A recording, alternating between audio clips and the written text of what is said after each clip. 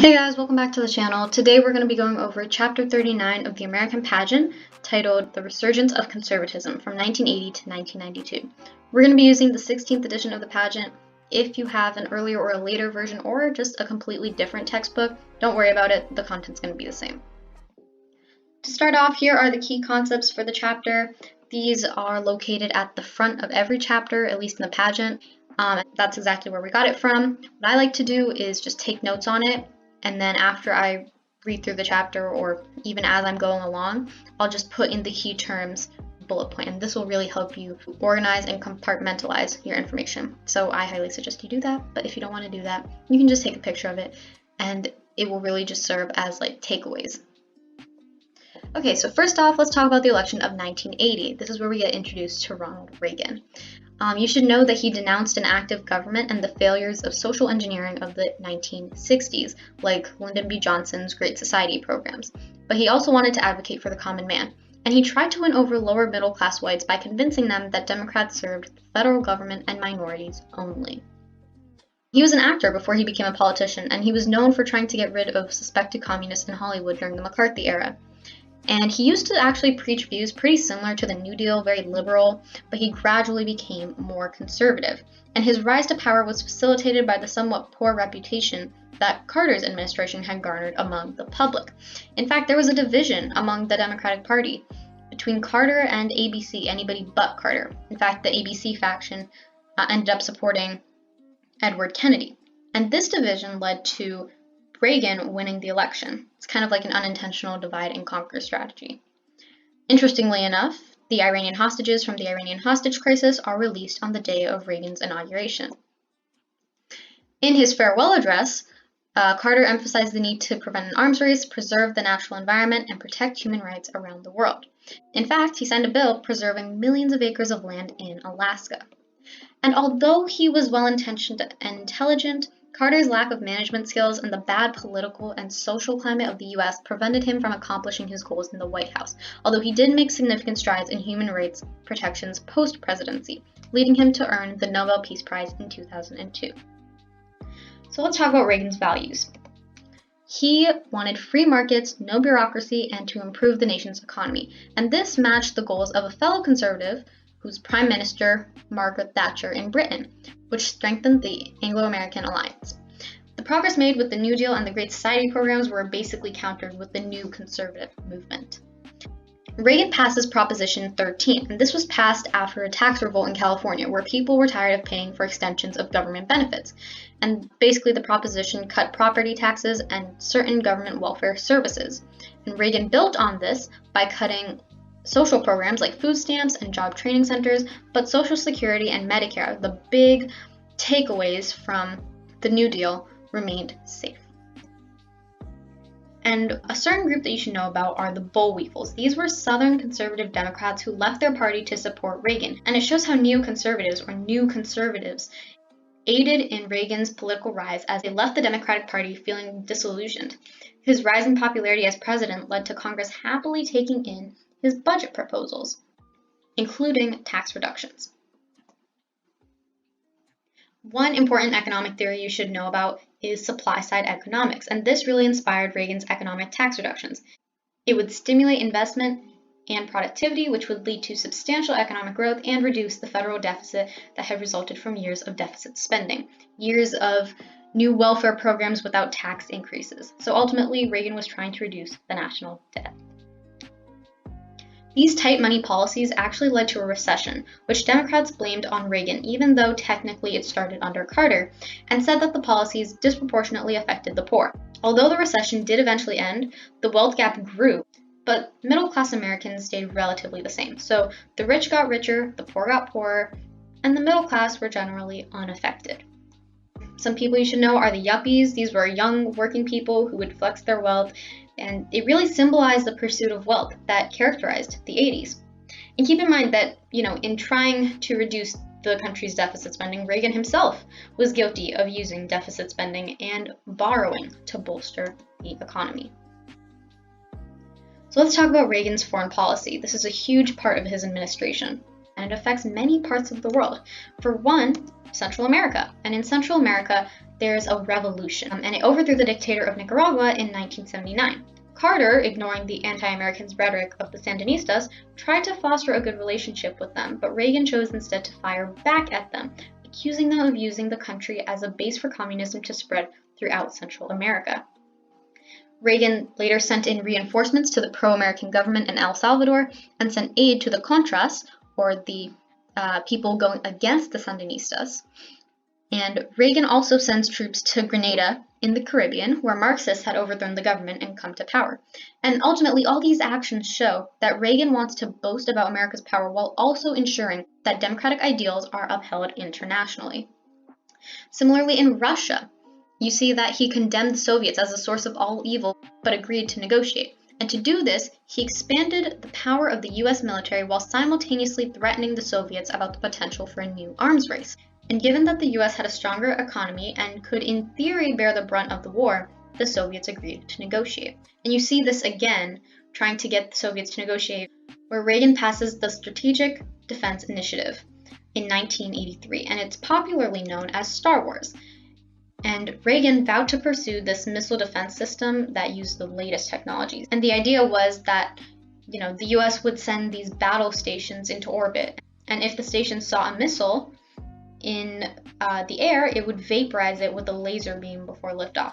And by putting the arms race in terms of costly new technology, Reagan made Soviets reluctant to initiate war. However, in September of 1983, a passenger plane from Korea that was passing through prohibited Soviet airspace was shot down by the Soviets, and many Americans were killed, which stopped all plans for negotiations. So you can see that although the US isn't technically initiating anything, they are prepared and they're reacting to their environment. So more about Reagan's foreign policy. The Middle East continued to strain relations with the US as they allowed people to establish settlements in the occupied area in Jordan's River West Bank. Israel invades Lebanon in 1982 to stop the Palestinian guerrilla fighters who had been constantly attacking them. And so Reagan sends in troops to Lebanon to try and keep peace, but fails in doing so as a suicide bomber bombs US Marine barracks and kills 200 soldiers. So Reagan decides to withdraw the troops. American hostages in Lebanon and the power of the Sandinista government in Nicaragua continued to pose problems for Reagan. And at this point, Reagan wants to send more aid to the Contras, but Congress refused, and Reagan is getting impatient. So this is how he comes up with the idea that came to be known as the Iran-Contra affair. Basically, the US would secretly supply arms to Iran to fight their war with Iraq, and in exchange, Iran would help free American hostages. The money Iran paid for weapons would then be used to fund the Contras. So it's like a triangle trade, but with weapons.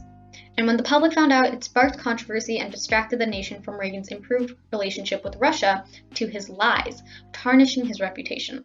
However, he still remained relatively well-liked. Okay, so before we talk about foreign policy again, let's talk about the election of 1984. Reagan easily wins a second term. And, remember, his first term was focused more on the economy and the government, but his second term is really going to focus on foreign policy issues. And simultaneously, while all this is happening, Mikhail Gorbachev becomes chairman of Russia's Soviet Communist Party and established two policies known as Glasnost and Perestroika. And Glasnost aimed to make Soviet society less secretive by introducing more liberal measures like free speech and some political freedoms. Similarly, Perestroika revived the Soviet economy through free market practices used by the West. And in both of these policies, you see that there's more access to the West and a liberalized market. And this marked the beginning of the end to the communist rule. And it really forced them to move away from political dominance to focus on the public sector and eventually end the Cold War. One important thing you should note is that Gorbachev also made moves to stop using nuclear weapons. And although initial summits between Gorbachev and Reagan were not successful, after the INF, which was the Intermediate Range Nuclear Forces Treaty in 1987, it banned all nuclear missiles from Europe, and Reagan praised Gorbachev, which led to a friendship developing and marked serious thaw, quote unquote, in the Cold War. So now on to Reagan and his domestic issues. So keep in mind, Reagan added $2 trillion to the national debt during his presidency because of the simultaneous low taxes and the war effort. Most of the debt was financed by foreign leaders, which ensured that generations of Americans would have to work harder to pay it all back. And although it was technically an economic failure, the deficit actually served as a political victory in Reagan's goal of preventing government money from being spent on social spending and public welfare programs, further ensuring that Reagan's legacy would live on for decades. So one group you should know about is the moral majority, and basically this was started by Reverend Jerry Falwell. He was an evangelical minister, and he created the group because it preached against abortion, feminism, gay rights, and advocated for other conservative causes. And it shows how relevant religion became in politics, especially in right-wing movements, and it continues to be pretty relevant in politics. Another way Reagan ensured that his ideas would live on was through picking conservative Supreme Court judges, and you can see their conservative ideologies reflected in the court decisions. For example, in 1984, there was a case involving Memphis firefighters, and it said that job seniority should be given more merit than affirmative action concerns when promoting officers in the fire department. So in other words, it should matter more how much experience a person has instead of trying to promote diversity within the workplace. This is also seen in Ward Cove Packing versus Antonia and Martin versus Wilkes, which made it easier for white males to prove that they were being reversely discriminated against because of affirmative action policies, and more difficult to prove that an employer was racially discriminating against prospective employees while hiring. Another important controversial issue is obviously abortion, and remember, Roe v. Wade had really helped the pro-choice cause, much to the dismay of Roman Catholics and other pro-life groups. But in Webster versus Reproductive Health Services, the court allowed Missouri to place some restrictions as to who can get an abortion. Similarly, in Planned Parenthood versus Casey, the court said states could restrict who gets an abortion as long as the pregnancy won't be a burden on the mother. Okay, so now let's talk about George H.W. Bush. To talk about this, we're going to need a little bit of context. So right before he was elected, many banks held basically worthless loans, and this led many to be on the brink of absolute failure. And on Black Monday, which was October 19th, 1987, the stock market had the largest one-day decline up until that point in history. And Democrats hoped that in the wake of these new ethical and financial worries, the public would turn to their party, to the Democratic Party. And you see that in the election of 1988, there are a couple of Democratic candidates. One is former Colorado Senator Gary Hart, who's forced to quit after sexual misconduct charges, and Jesse Jackson, who wanted a rainbow coalition of minorities and the disadvantaged. So you're seeing now how minorities have an influential part in politics that can't just be overlooked anymore. Eventually, the Democratic nomination went to the governor of Massachusetts, Michael Dukakis. For the Republicans, they selected Reagan's vice president, George H.W. Bush, who held most of the same beliefs as Reagan and ends up winning the election. President Bush did a lot of things. He passed the Americans with Disabilities Act, the ADA, in 1990, and it prohibited discrimination of Americans with physical or mental disabilities. He also, in 1992, passed a water projects bill, which improved the distribution of subsidized federal water in the West in order to protect the environment while also providing drier, more arid cities in the West with sufficient water. However, something controversial, he threatened to cut civil rights legislation that would have made it easier to prove discrimination, and said that he wanted to get rid of scholarships specifically designed for minorities. You see further controversy when in 1991, Bush hires a conservative African-American judge named Clarence Thomas to the Supreme Court. And just as he was about to be nominated, Anita Hill, a law professor, accused him of sexual harassment. And this leads to televised hearings by the Senate Judiciary Committee, where it's decided that Thomas is not guilty. A lot of these committee members are skeptical about Hill's claims. Feminists hail Hill for being courageous in telling her story and calling the nation's attention to these issues. And many women were also upset by how she was treated by this mostly male committee. Okay, now let's talk about Bush's impact on the world. As Bush was elected, there was a spread of democratic beliefs, and in China, these pro-democracy protesters were actually brutally put down at Tiananmen Square after building a goddess of democracy modeled after the Statue of Liberty. Bush, like many, expressed his outrage, but despite Congress's request for trade restrictions on China, Bush maintained the U.S.'s relationship with them, which shows a slight departure from Reagan, who sought economic methods of spreading democracy. Meanwhile, in Eastern Europe, Communist puppet governments were overthrown, and soon enough, the Berlin Wall in Germany was teared down, leading to the reunification of Germany in 1990, another significant thaw in the Cold War. And after attempts to overthrow his government, Gorbachev resigns as Soviet president in 1991, causing the Soviet Union to dissolve into separate parts. Some formed to create the CIS, which was the Commonwealth of Independent States, and they rejected communism. However, the most important takeaway is that the separation of the USSR marked the end of the 45-year-long Cold War, with democracy having no other ideological competitors as communism began to decline. So essentially, democracy won. However, questions remained as to which states would honor these arms agreements with the US. Additionally, the goal of US foreign policy is no longer about the containment of communism. So exactly what is guiding foreign policy now? Is it going to be internationalist, isolationist, expansionist? No one really knows. The excessive military preparedness had also boosted the domestic economy, and now that that was gone, so were many defense-based jobs.